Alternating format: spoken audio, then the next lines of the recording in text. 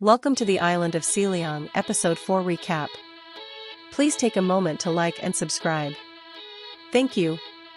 After the rescue, Tuli splashes water on the young man. He wakes up instantly, surrounded by his men. After making sure no one is around, Jing Xuan enters Tuli's room. He examines the items on the table. His eyes linger over some materials on the side. Then he picks up a blue item and ponders for a while. He smiles to himself. It feels good to see him remembering something nice. We don't want unhappy heroes, right? Then he picks up his father's manual.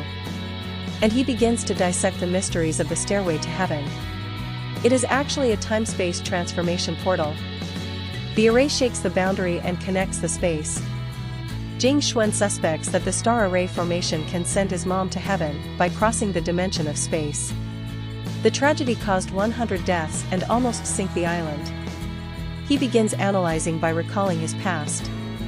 He remembers they were asleep, clutching the magical cube. That must be after a tiring day of fighting over it. Then Ingmor removed the cube and placed his hands over Tuli's. How does he know that, if he was asleep? Ingmor quietly walks out. And she seems very much amused by her own actions.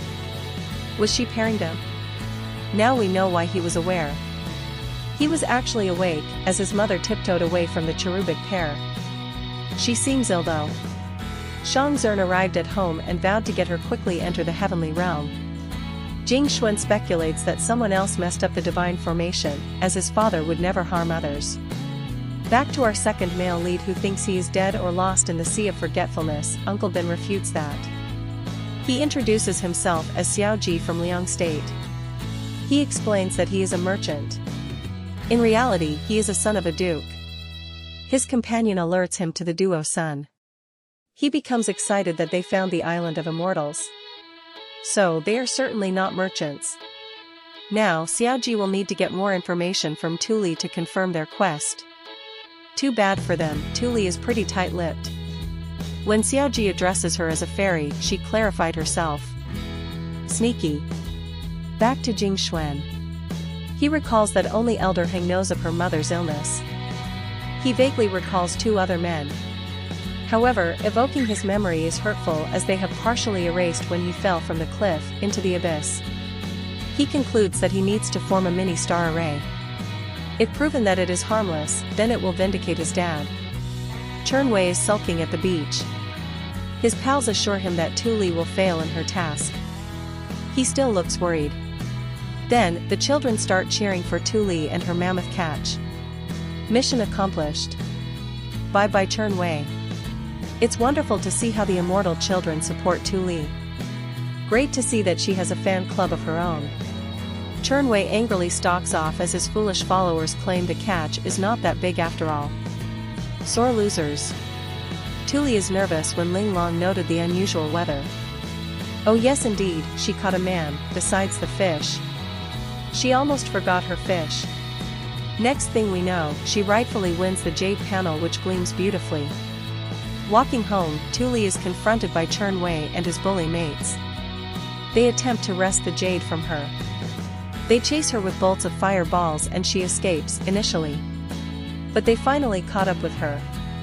One of the extinct decent adult immortals on the island stops the attack.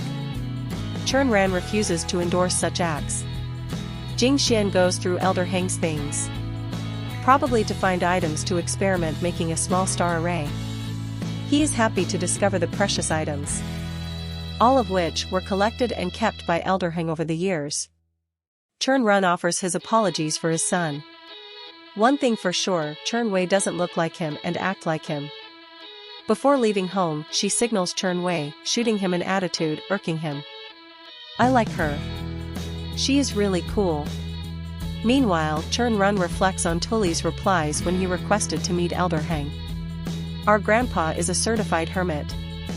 In the living room, Jing Xuan is still engrossed over the meaning of labels on the various star array designs. As Tuli goes upstairs, she wants to know whether he prefers steamed or stewed fish.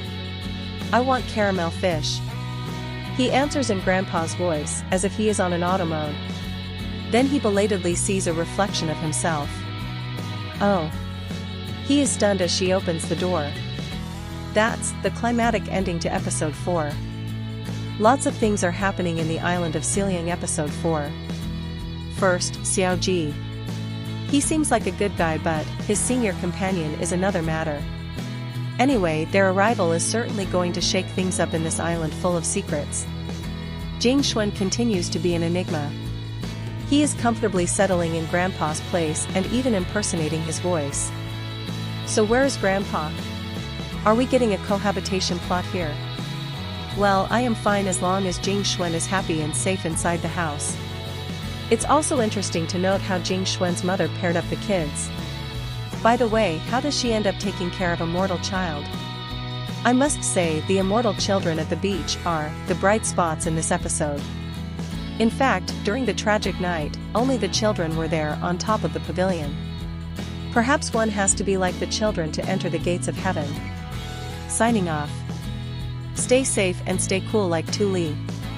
And please like us. Please subscribe. Cheers.